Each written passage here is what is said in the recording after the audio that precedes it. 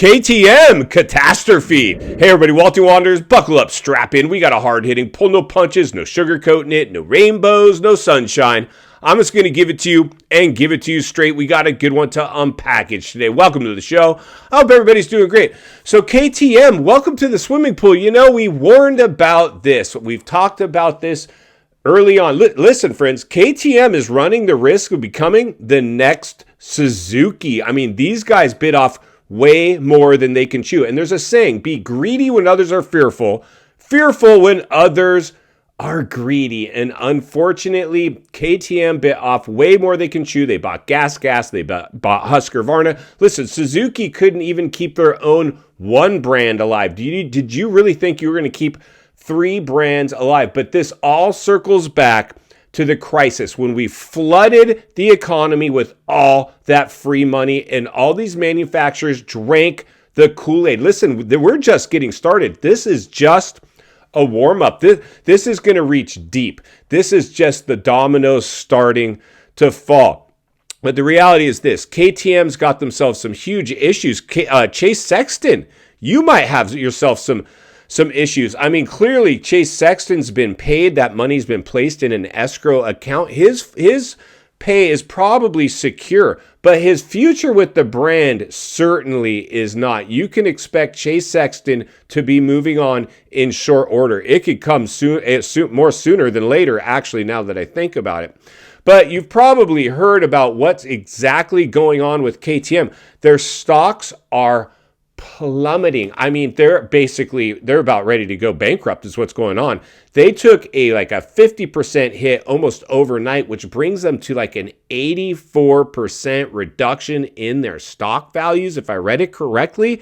I mean, you don't survive that. You just do not survive that. And we knew, I mean, the grumbling, the birth pains of a collapse were there when we heard Troy Lee Designs was no longer going to be running with gas.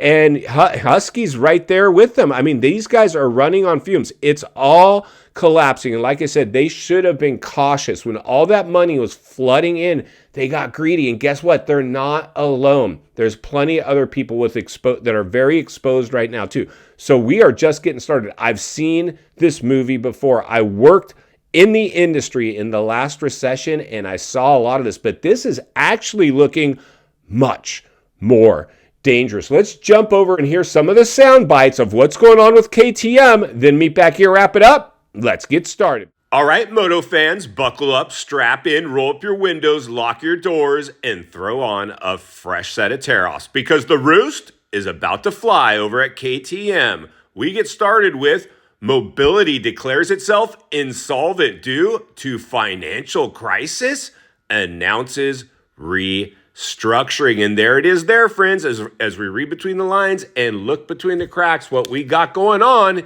is a financial crisis. And most of us could care less about that. All we want to know is about moto. But here's the challenge, friends. The financial crisis has started, and it's going to reach right in and shake up the moto industry, starting with one of our premier brands, KTM. Let's read a little further. Since the second quarter of 2024, the industry has been ripe with rumors of Pure Mobility, the parent company of KTM, Husqvarna, and Gas brands running into slowing sales and overstock of product and ultimately major financial troubles. Let me repeat, major financial troubles. We are in fact in crisis mode. Let's read a little more. Buckle up and strap in. This next sentence pretty much reveals it all. It says, the strong boost in power sports, bicycle, and overall outdoor recreational sales seen after the pandemic have slowed, and aggressive sales targets have suddenly become more difficult to meet. What's that say? I'll tell you what it says. They drank the economic Kool-Aid. They thought this juiced economy would last forever. Of course it couldn't. They were greedy when they should have been fearful. Let's go ahead and dig a little deeper. Recently, the company's stock traded in Europe began to sink, and rumors of a much larger issue, including the possibility of complete bankruptcy, started to gain traction. And there it is there, my friends. We are at the 11th hour riding on the razor's edge with KTM. Let's keep digging. And here it is. It gets better or worse, depending on how you look at it. The company is trying to find a new set of investors or creditors to help cover its debt. Who's going to want to do that? The company has run out of time to do that. They, in fact, now are pretty much done based on what we just read there. But wait. There's more. Bloomberg reports shares of Pure Mobility AG tumbled after the company said KTM AG motorbike unit was filing for a self-administered insolvency in Australia. KTM will be unable to cover a very high 3-digit million euro financing requirement, according to a statement. The company will seek to agree with creditors on a reorganization in the next 90 days. This is life support and panic time. My friends, let's keep reading.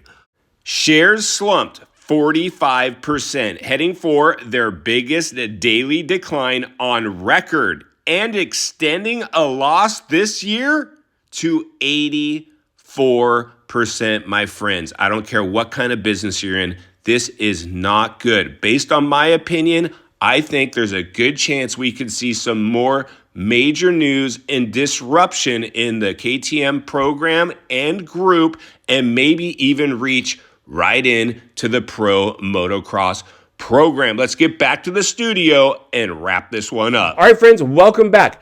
I don't know about you, but that does not sound like rainbows and sunshine to me. This sounds like basically a company in massive trouble. They're hoping for some angel investor to come in and dump a bunch of money. And see, this is the challenge with that. If I'm an investor, why would I want to come do cleanup on aisle 5 to clean up mistakes that you made? They clearly mismanaged this. And again, it was because of this. If they had a seasoned business guy in there that could have made decisions, they had young kids thinking somehow this time was different. This will last forever. The economy's strong. It was a money dump. It was a money dump that couldn't sustain itself. And now it's having its blowback. I study economics in the markets, friends, and this is reaching right on into it. Sales are down. Of course they're down. Why, you ask? Well, of course I'm going to tell you, because this is it. There's just two simple schematics that are data points we got to look at here. One, the U.S. savings rate.